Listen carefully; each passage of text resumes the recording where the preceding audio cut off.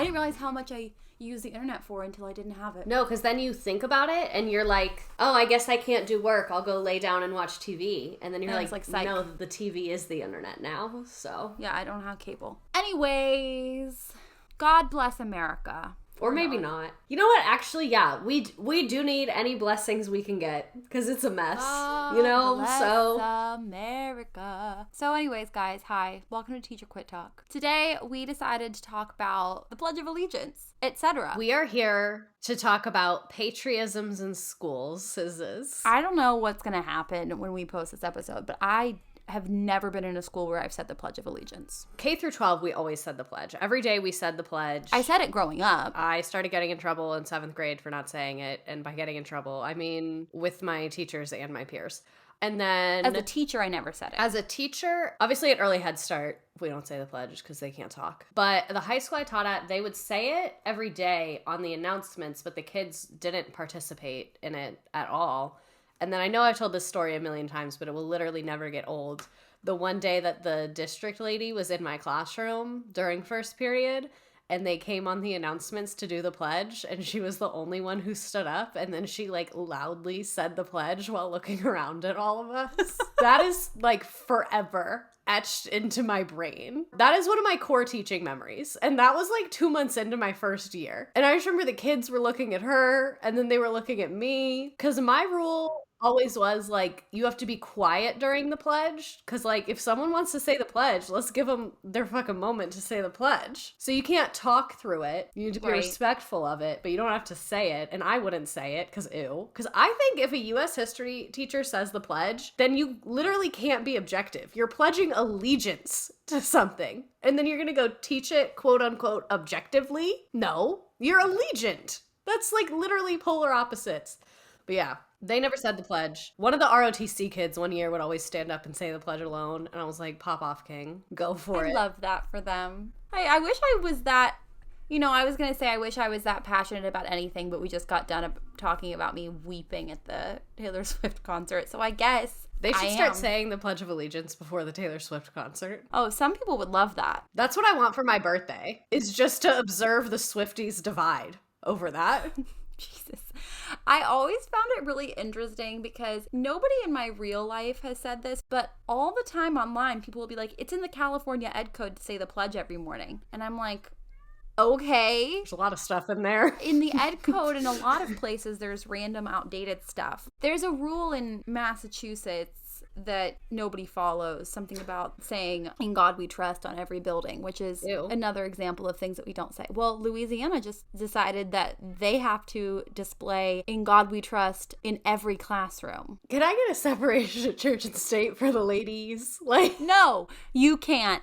Somebody DM'd me the malicious compliance that their principal did was displayed a framed dollar bill in every classroom. Oh, hell yeah. Hell yeah. That's really cost effective too. Because honestly, a dollar bill is cheaper than whatever fucking sign you're gonna make. Yeah, head on over to the Dollar Tree and get yourself a nice little frame and pop $1 in it. Yeah. I would just command strip the dollar to the wall. Why even put a frame? But Louisiana apparently has specified that you must display a poster with the motto "in God we trust." So is a dollar a poster? Right. If I laminate a note card, does that count? I sure as shit would try.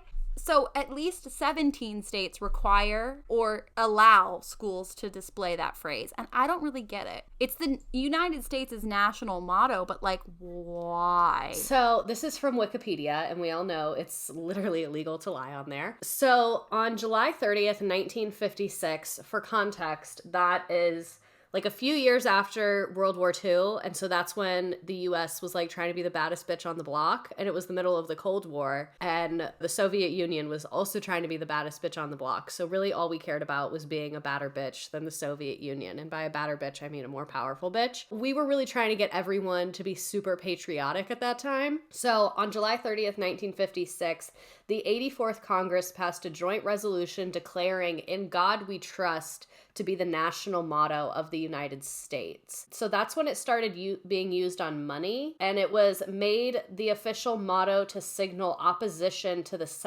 secularizing ideology of communism. So because communism is like not religious, they were like, if we like Jesus, that'll prove that capitalism is a sleigh, and then we will be the most daddy country. Literally almost everything fucked up about our life goes back to us trying to be more daddy than the Soviet Union. To this day. Literally, I'm so... Like, it comes up all the time. It's actually so embarrassing. It is, like, oh my God. It's like stalking someone. Yeah, it's embarrassing. That's when they added it to the pledge, too. Oh, right, because it wasn't originally in it. So that's when they changed it to under God. Because it used to be one nation, and then they just kept going. And now it says one nation under God. Again, because the Soviet Union didn't have, like, a widespread mandated religion. So they were like, we're a Christian nation, and that's why we're going to get to space first. The argument right now is that, well, it doesn't promote one God. It just acknowledges a higher power. And, like, that goes back to exactly what was happening in the freaking 1800s when, like,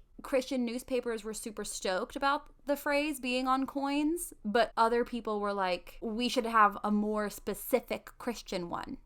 It's always jarring when you are saying, you're like, isn't this fucked up? And someone's like, yeah, they should have done it more. And you're like, oh my God, I thought we were going the other way. Never mind. What I don't know what this is. The American Journal of Numismatics. They make up fucking anything, I swear to God. They said people will misread the motto as in gold we trust, but low key, that's closer to what people actually think, like God is money. That would make more sense to say in gold we trust, to be on money, especially because it used to be backed by gold. That would make like actual sense. Mm-hmm. So there were like a lot of puns going around in the 1860s. But interestingly, it says that then everybody was on board by the end of the 19th century. I feel like that has the same vibes as when in US history classes they say that like the last racist killed MLK. They're like, and then it was fine. Right.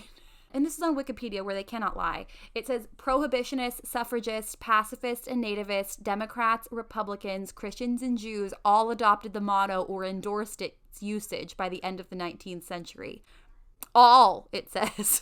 Everyone individually. One of them. We talked to them. We did a Google form and everyone submitted it. And they said, okay. There's no fucking way. There's no way. And did you say nativist? What is that? So a nativist is someone that's really hostile to immigrants. Like nativist meaning they discriminate based on your native origin, which is ironic because they hate Native Americans. So I'm not sure if 1 + 1 = 2, you know? Like if your granddad immigrated, shut the fuck up. Like why are you talking shit? I know, but people still do it. To this day, people still do it, which blows my fucking mind. As long as you say under God. So Dodie Horton, a Republican, says, it's a positive message in this world that throws so many negative things at our children. I don't know if it's a positive for my child. Side note, I just want to run back to where you were saying that a lot of like Republicans and right-wing people now are saying like, oh, it doesn't specify a specific God. That just shows me you don't know shit about religion because not all religions are based around a God. Even if we're using your point, it's still wrong. Like your point doesn't count because you're literally wrong. I think that they truly believe that there's like Christianity and then there's like the Islamic faith and they're like, that's the two, and I picked mine. If we're looking at who to be pissed at right now, there's a lot of people, but one organization in particular that we can shit on is the Congressional Prayer Caucus Foundation, which is a nonprofit that works towards restoring Judeo-Christian principles to their rightful place. The vagueness of rightful place is terrifying me because it makes me feel like you guys all agreed on something and I don't know what it is. Like, what is the rightful place? Like, is it the White House? Like, what do you mean? I know. And I know it's, like, controversial to say, not controversial, but, like, often inappropriate to compare the United States to Gilead because Gilead was based on real events and real history. But this type of shit, it just, the way that Handmaid's Tale compresses all of that into one organization of Gilead, the way that that's all compressed, it just feels like it's all coming together in our country similarly. And I'm like, that is fucking crazy. Do you want to hear something worse and even scarier? Yeah. Have you ever heard of the Alliance Defending Freedom? Yes. So they are very much a similar vibe. I'm going to read their, this is their Wikipedia definition. It's called the Alliance Defending Freedom, formerly the Alliance Defense Fund, is an American conservative Christian legal advocacy group that works to expand Christian practices within public schools, government, outlaw abortion, and curtail the rights of LGBTQ people. Curtail the rights. Yeah, and that's from Wikipedia, so I don't think that they would view it that way, but that's the truth. So they rented out a hotel that I worked at, so I had to serve them for 5 days, and it was horrifying. On day 3, I was being so combative that my manager locked me in his office and gave me a special little project for the remainder of their stay. Because this was in 2016, and they were so terrifyingly effective. So I would hide in this planter and take notes on what they were doing.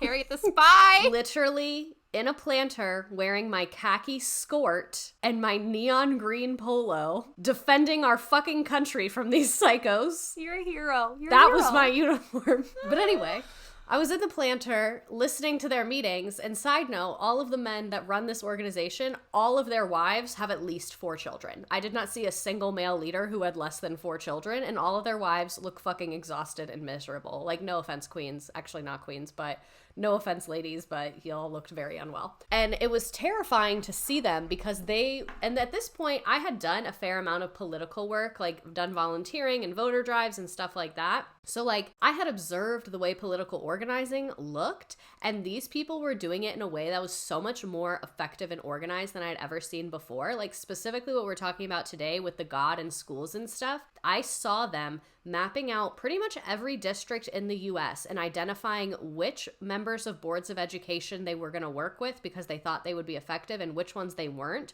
And then they would know the voter demographics of the area. They had their numbers down. They knew what the fuck they were doing. They were very much long term over short term. And they were trying to put individuals on these boards of education that were a part of the alliance. And it was just very spooky. And then this is not super related to what we're talking about today, but I think it's scary, so I'm going to tell you. The part that scared me the most was them talking about abortion because they said they had a 30-year plan to criminalize abortion, and they were talking about what stage of the plan that they were in, and they were talking about, because this was in 2016 when Trump was already running, but he hadn't been elected yet, and they were talking about how important it was for everyone to vote for Trump, even though a lot of people didn't want to because they were very conservative, so they didn't like the profanity. They were saying it was important because of the Supreme Court seats, because of their plans to overturn Roe v. Wade. So hearing them talk about that in such specific ways, and they were talking about Ruth Bader Ginsburg dying and all these things, they knew exactly what the fuck they were doing. And so to hear them talk about that years ago and then today watch the effects of it is horrifying. 0 stars. But yeah, I think they're behind a lot of this school bullshit too. The organization element of it is so frightening. Yeah. The Congressional Prayer Caucus Foundation, they have an 148-page report and analysis on religious freedom measures impacting prayer and faith in America. It includes legislation, proclamations, talking points, notes, and fact sheets, all with the effort to push religion back into public schools. In particular, it includes policy language for bills that would require the display of "In God We Trust" in public schools. There's this misconception that people keep saying, well, didn't the U.S. Supreme Court rule on this? They actually refused to hear a case on this issue in 2019. And lower courts keep saying this display does not compel people to engage in religion. Well, if that's true, then why the fuck is the Congressional Prayer Caucus Foundation so hell-bent on getting it into every public school classroom and every public school in America? If this is a core issue for them, what's not clicking? Well, they're in there. You're somehow you're saying it's your number one priority, but also you're telling me it's not going to have any effect on people. So why would it be your number one priority if it's not going to make a difference? Right. You cannot have both. No, pick one. But it sends a message loud and clear, in my opinion, that the Supreme Court's we agree with this. So you remember when Texas did this, right? No, I don't remember anything. So Texas last year passed legislation saying that schools have to hang posters that say "In God We Trust" because they received donated posters, which is so weird. Since when does a donation demand use? If someone dropped off a bunch of dirty shoes, you wouldn't use them. Isn't that weird? From a wireless provider, a Christian wireless provider. Yeah, there it is. You know, the thriving market of Christian wireless needs. So there's a student group in the district that designed posters that displayed the motto in Arabic rainbow lettering. No notes. I know. Absolutely no notes. You said that was students? Students. But the fucking school board official said, we don't have to hang more than one at a time. So we're just going to keep ours. Thank you. Why do we let them get away with this? We have to start pranking these people's houses. This is the only solution. Like, how are we letting them how are we leaving the meeting and just being like, well, they said, what? Sometimes I really wish that I was a high schooler in this era, only because when I was trying to get stuff going on with the anti-gun violence movement, I kept getting students being like, we'll do it, we'll do, and they were like proposing the craziest shit that was so badass, and they have no fears. As a 31-year-old former teacher and mother, I can't be like, yeah, kids, don't go to school, walk out. Like, I can't do that. Oh, I would have done it. But my favorite thing about teenagers engaging in political work is they're really good at it because the part of their brain that thinks about long-term consequences isn't finished baking yet, so they don't really think about the long-term consequences. So when they think of something effective, they just do it, which is a really, that's a skill. That's why senior pranks are always so good. Right? Oh, we didn't really have a good one at my school. We weren't good at pranking. My school, some generations preceding us were too good at pranking. So if you even, talked about a prank, it was fucking over for you. And then one time, oh my God, this was so dramatic. Someone printed out a picture of our principal and put it on a Kermit the Frog stuffed animal. And then they tied the Kermit the Frog's arms on one of the ceiling fans in the lunchroom, so he was just spinning. And the principal came on and said that it was a threat of violence against him. It was his arm. Right?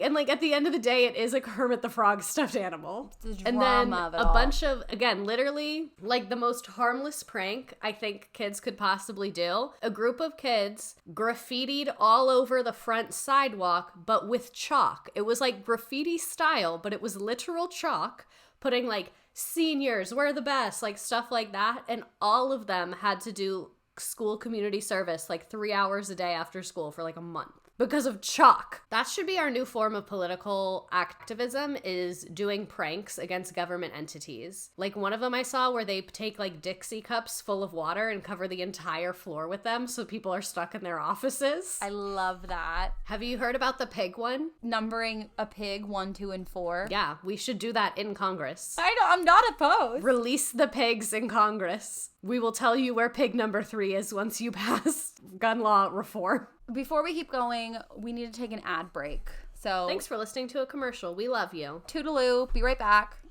The article that I'm reading from today is an Ed Week article, of course, our favorite, by Sarah Schwartz. One of the things she brings up is that other states are going to continue to be more and more comfortable to do shit because the Supreme Court just keeps saying yes. The Supreme Court's let your freak flag fly, brother. Fucking go for it, man. Yeah.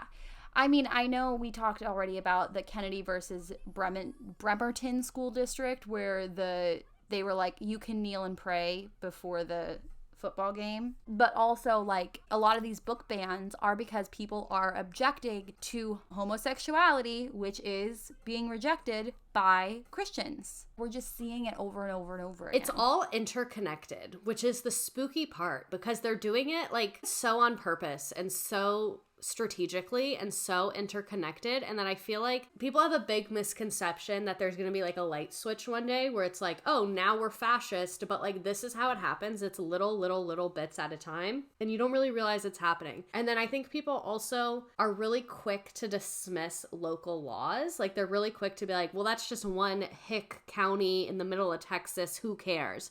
But in reality, like you said, that's setting the precedent for other places, and it's just more and more normalizing that law and people are getting more and more used to that idea. I feel like a lot of people mix up the In God We Trust Supreme Court case with the Pledge of Allegiance Supreme Court case, because 80 years ago there was one that said requiring public school students to pledge allegiance to the flag violated their First Amendment right against compelled speech, which is interesting to me because then teachers are required to lead it. Oh, we are? Well, in the ed code, you're supposed to do that. I think it's because I'm trying to think of this from like I'm trying to put my Supreme Court justice robe on and think of it from their perspective, is like legally they don't have a choice whether they're in school or not, but you do have a choice on whether you're a teacher. No, I know that logically that's probably what it is. I just also don't like it. It's very hypocritical. Can't, like, if you don't want to lead it, like, it's 2023, can't you just, like, put it on YouTube and the YouTube can lead it? The way it all goes back to McCarthyism just continues to blow my mind. I don't know. It always does. Almost everything does, forever and always. Our government, like, needs to calm down. I know. And, like, everybody goes back to, like, the reason is to instill a sense of patriotism amongst students. Like, there are better ways to do that, you guys. But, like, I don't understand why saying under God instills patriotism and saying the, like, again, with, even if that's what y'all wanted, I still don't get it. Shut the fuck up. Who cares? Grow up. Dream a new dream. The fucking audacity. Do you know the amount of 12th graders that are on an elementary reading level? Maybe let's worry about that. I know. Maybe we need to learn to read before we can be patriotic. Also, this is just like a personal anecdote. These people are always hellbent on putting religion in public schools, yet almost all of them send their kids to Christian schools, which you're allowed to do. Like, I wouldn't do that, but like, you can send your kid to a Christian school if you fucking want to. Like, they literally have that for exactly what you're talking about right now. What an apt observation. Why is that? I know it's because they want to indoctrinate the rest of the kids, but like, you couldn't even pretend, you know? They are doing a lot of homeschooling and private schooling, aren't they? If you're a lawmaker and your kids are not in public schools, you should not be allowed to make education policy. 1 billion%, but there would be nobody left. Well, it's not like they're making good education policy right now, so. Oh my God, this is crazy. This is not really about the Pledge of Allegiance, but apparently in New Jersey, a Catholic school is planning on firing a teacher because she got pregnant and she's not married. Can she take that to the Supreme Court? That's like anti-discrimination 101. You can't do that. No, literally, it says Catholic schools could fire unwed pregnant teacher over religious tenets, the New Jersey Supreme Court says. Holy shit. I can't read the rest of the article because I'm not a subscriber to newjersey.com. Me either. I tried as well. Oh my God, did you hear what's happening in Oklahoma? That's what I just went ooh about. In Oklahoma, the ACLU and other groups are suing to stop the state from funding the nation's first religious public charter school. It is a virtual school, and I don't understand how they got away with being religious. Because a common misconception is that charter schools are private. Very, very oftentimes they are not. They are alternative public schools. So you cannot do shit like that. This is from democracynow.com. I'm wondering how that's going to go. So, like, not only is it a Jesus school, but it's an online Jesus school. I don't know if that makes it better or worse. Right. I mean, it's interesting. I just wouldn't have expected that. It's like glorified homeschool. Yeah, that's what it seems like the vibes are. But why public? Like, why didn't you just go private and collect tuition, you weirdos? That's what confuses me so much is I'm like, y'all give this much of a fuck about everybody else because, like, I don't know, maybe I just, like, don't give a shit about other people's kids, but, like, to me, I'm trying to put my head in, like, a religious mind, and, like, yeah, I get where you'd want that for your kid, and, like, that's already a thing, and it's already allowed. You can send your kid to a weird-ass right-wing Christian private school, and no one's gonna stop you. That is your right. So why do you feel the need to make it all of our problems? This Oklahoma thing is probably going to go to the Supreme Court. But the Supreme Court just continually lowers the barrier between church and state and education. That's what they do over and over and over again. I'm just waiting for the day that we have to dress like priest in the robes. I still have my altar girl costume, just plain red. It's very Handmaid's Tale. Never let a man hear that. Never. Is that supposed to be a thing? Everything is a thing. I'm really glad men don't really listen to this podcast. Yeah, we don't have men listeners. Hello to our two male listeners that regularly DM me to remind me that they are present. But you know what I mean. Oh, this is the other thing. What's the other thing? The 10 Commandments. So the Texas Senate, last year they were doing the In God We Trust thing, and they were like, that went over really well. This year, we want to try something new and exciting.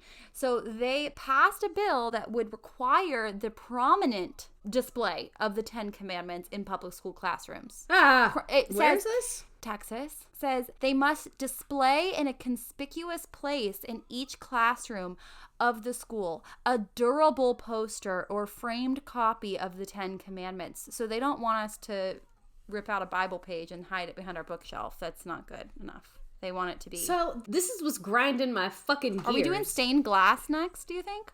That's kind of cunt. I'm going to be honest. You're so right. That aesthetic kind of eats. Yeah, you're right.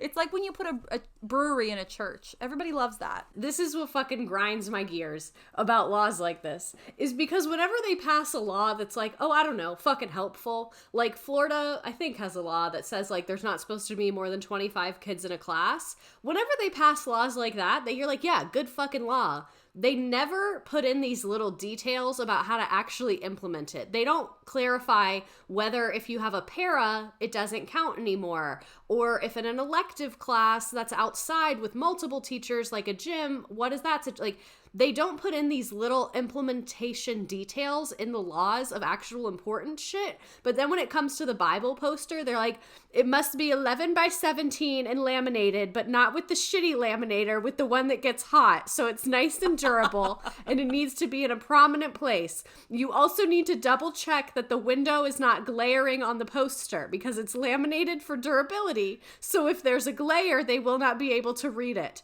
So you will need to move the poster throughout the day to avoid the sunlight to ensure the children can always read it. Like, where is this attention to detail on laws that are actually good? I know. I will say that bill is dead, but good. You know they're gonna try again. You know that they're just gonna rewrite it and keep pushing it. Like, that's what they do. So for now, it's dead. We live to see another day, but still. I hate it here. I'm so tired and I hate it here. They're like, take out the part about lamination, then it'll pass. It blows my mind on a daily basis how easy it is to get away with a lot of bullshit if you're rich and it's the right kind of bullshit. They're really good at it. It's kind of scary. We got some submissions because we wanted to know. Have you felt violated by the church while in school? Call us. Boy, do we have a podcast for you. We can't legally represent you, but we'll talk about it. I have never gotten so many submissions for something in my life.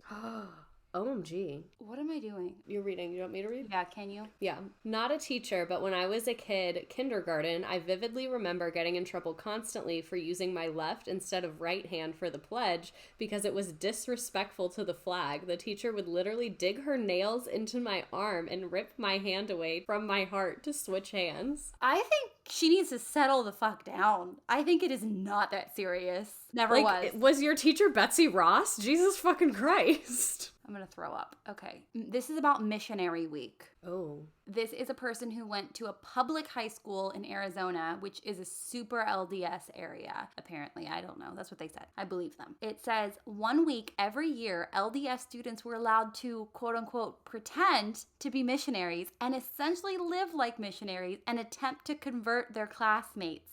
I will never forget sitting at a lunch table while everyone is dressed like a missionary.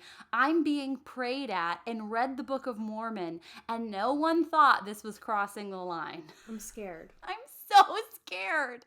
I'm so actually afraid of that. That's aggressive. Oh my God.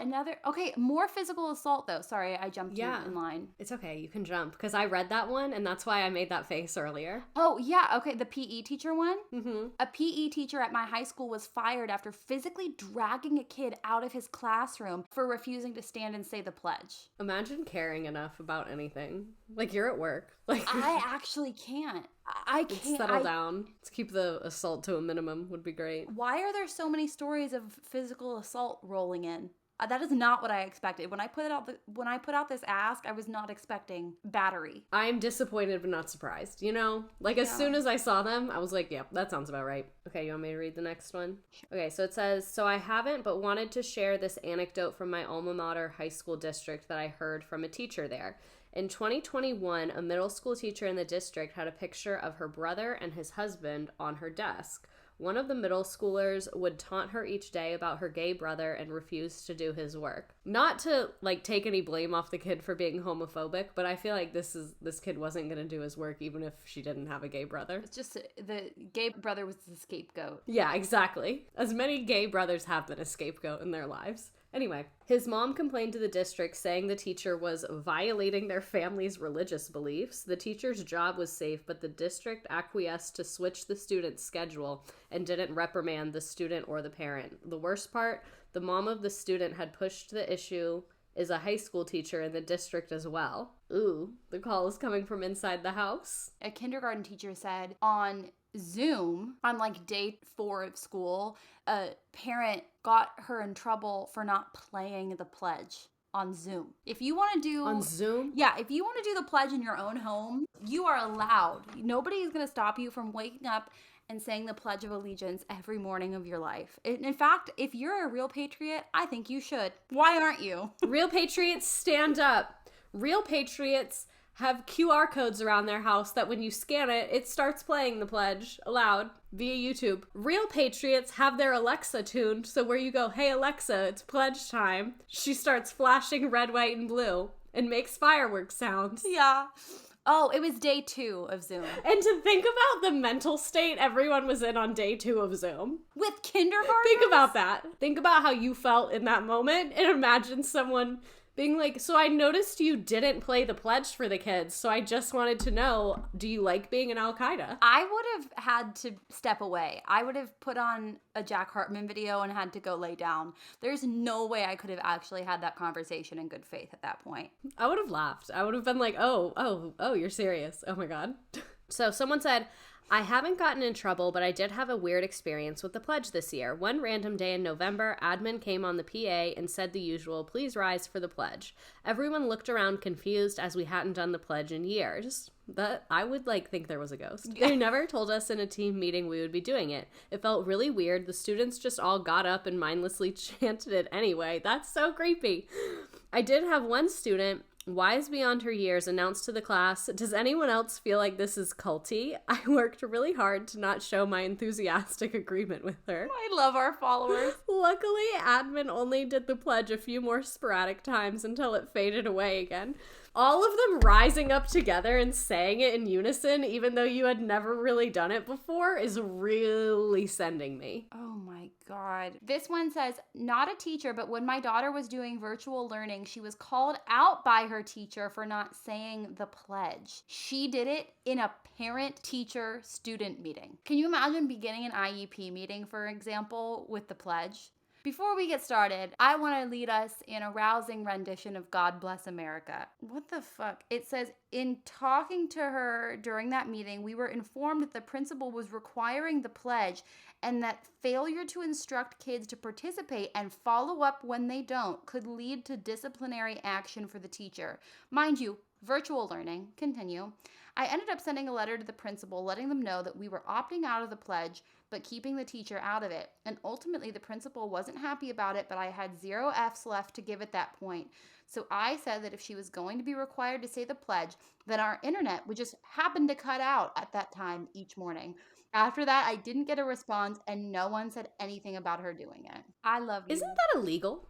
Well, the Supreme Court did in fact rule that it is illegal. Like, compulsory speech is against the First Amendment. Right? That's what I was like, I feel like we settled this. Because I used to get shit in high school and middle school for not saying the pledge, and I Googled it so that I could give people more shit back. I remember it was like a white man coach, social studies type teacher was mad at me for not saying it. And I fucking ate him up. I was like, wow, it's really embarrassing that as the history teacher, you don't know about whatever fucking court case I had it memorized at the time. And he was like, and I was like, yeah. I bet you blew his polo and his khakis right off. Oh, this one's long. So it says, basically, a black student chose to not stand for the pledge. She had her reasons, explained them calmly, and stayed in her desk quietly every morning. The school was generally pretty liberal, aligned with Catholic social teaching, and has a good amount of women of color in leadership and on the board. I'm assuming this is a Catholic school. However, this nun, who I generally like and is very social justice minded besides this, was just so flabbergasted and took this as an insult to the country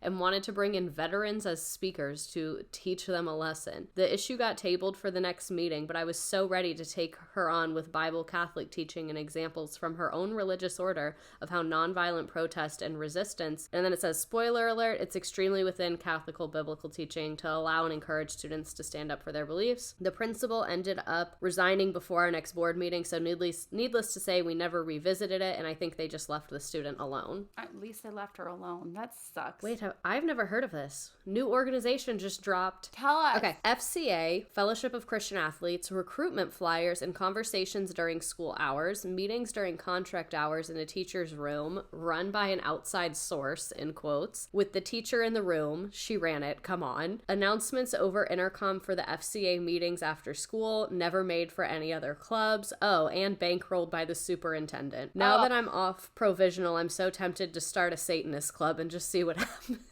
Being moved off of a provisional contract onto a permanent contract is the most empowering thing. I think people call it tenure at a lot of school. Would love to experience that one day. I personally am deconstructing the evangelical church kid, so I have my own personal hatred of this and what it does to kids, but also on a legal level, it's sketchy as hell, and it doesn't help that the teacher who runs it is obnoxious as hell. I love that you're like, here are all the valid reasons why it's fucked up, and also, I just don't like her. That's my favorite kind of argument. It's like, also, I don't like her fucking haircut and the way her little shoes clickety-clack. Ew. Our biology teacher has a not-so-small carved Jesus fish in his classroom wall. In the walls? He carved it into the wall. No, is it a carving that's hung on the walls? It said in the wall. Not on the wall. It says in the wall. In the wall. So I choose to believe that it's a carving in the drywall. I'm gonna paint a picture with us right now. Imagine you're a first-year teacher, and you need, like, lesson plans. You need help figuring out what the fuck to do with the kids. So you knock on this other teacher's door during his planning period. He says, come right in. You walk in. He has a chisel and various woodworking tools and is carving a Jesus fish into the wall. We only get, like, an hour of planning a day, and you're gonna choose to spend it on that? You don't have, like, a PowerPoint you need to make? You don't have emails? So I'm trying to figure out if this is a public school or not. It says, we have so much church involved in our school. Teachers make their kids pray before meals, do religious themed work, and on our morning announcements, they say, God bless America. There's a ton of Bible verses posted everywhere, even in the bathrooms. Oh, it's a public school. Where? Not in my America, it's not. She says in a very rural conservative area. It has to be in a town where, like, there's, like, 12 people and they all know each other. Like, there's no way that someone in, like, I don't know. Yeah. I don't need Bible verses in the bathroom. Is there anything else that we should say? I feel good about religion in schools. Oh. I'm making that a soundbite. I feel good about religion in schools. Yeah. That's going to be the promo for Please the episode. Don't. No, it is. Listen, I'm going through a lot right now. No. No. I'm just kidding. Well, thank you so much for listening. Thank you for joining us on Teacher Quit Talk. We hope that your child doesn't have to pray at school, and we hope that left-wing people start being more organized and trying harder, but I guess that would be us, so we should probably be more organized and try harder. Yeah. Well. Damn. It's the same trap. I've said it before, and I will continue to say it till I die. The right is so much better at organizing because they don't care about individual opinion. No, exactly. But I hope that one day when we eventually fall into a fascist Christian nation, do you remember that scene in The Handmaid's Tale where she's like escaping and she's listening to the radio and it's Oprah? Yes. I hope that one day this podcast represents freedom. Like Oprah's radio show in Gilead. And I don't think that's overly ambitious. No, I don't either. I think it could be. It will be. It will be. You want to say bye? This has been Teacher Quit Talk with our new third co-host. Say bye-bye, friends.